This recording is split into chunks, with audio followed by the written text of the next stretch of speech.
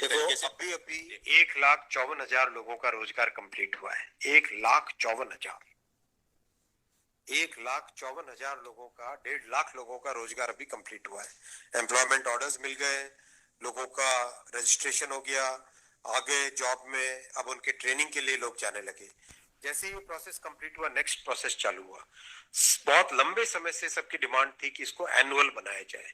Annual इसलिए बनाया जाए, अगर 4-4, 5-5 साल के गैप में आता है तो कई लोगों की एज निकल जाती है उसमें से, राइट। इसीलिए अब एनुअल सिस्टम की तरफ मूव कर रहे हैं।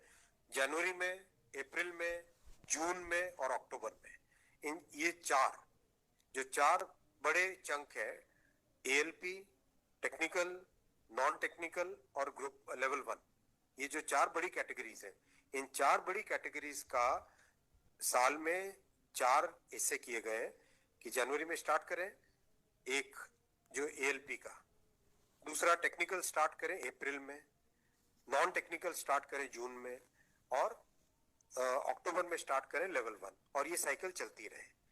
इस प्रोसेस पे सारे के सारे कैंडिडेट्स की डिमांड लंबे टाइम से रही है कि 4-4 साल का जो फेज होता है, 5 साल का फेज होता है, कई लोग एज बार हो जाते हैं उसमें। एक हर साल आपको अपॉर्चुनिटी मिलती रहेगी तो सबको अपॉर्चुनिटी मिलेगी।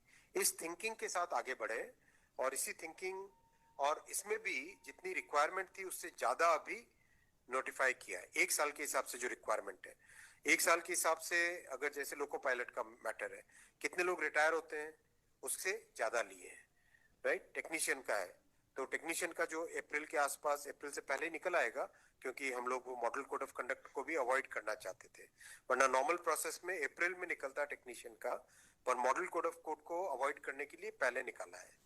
तो जनवरी, अप्रैल, जून, अक्टूबर, फिर अगले साल वापस जनवरी, अप्रैल, जून, अक्टूबर, फिर अगले साल वापस, इस हिसाब से ये प्रोसेस कर रहे हैं। सर 1 साल में कितने जॉब्स निकलेंगे इसमें? डिपेंड करेगा जिसकी जितनी रिक्वायरमेंट है। हर एक जोन की अपनी अपनी रिक्वायरमेंट आती है, हर डिवीजन की रिक्वायरमेंट आती है, कोई एस्टिमेट नहीं, हर वर्कशॉप से आती है। एस्टिमेट बनता है, बन के ही तो निकलता है, फिर एस्टिमेट बन के निकलता है ना, फिर हर एक कैटेगरी के लिए अलग अलग बनता है।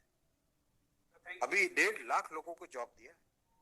आप सोचो उस एग्जाम की कॉम्प्लेक्सिटी, 500 से ज्यादा शहर, कितनी शिफ्टें, 1000 से ज्यादा शिफ्टें, 15 लैंग्वेजेस, 1-1 करोड़ लोग एप्लीकेशन। कहीं पे कोई कंप्लेंट आई? 0 कंप्लेंट।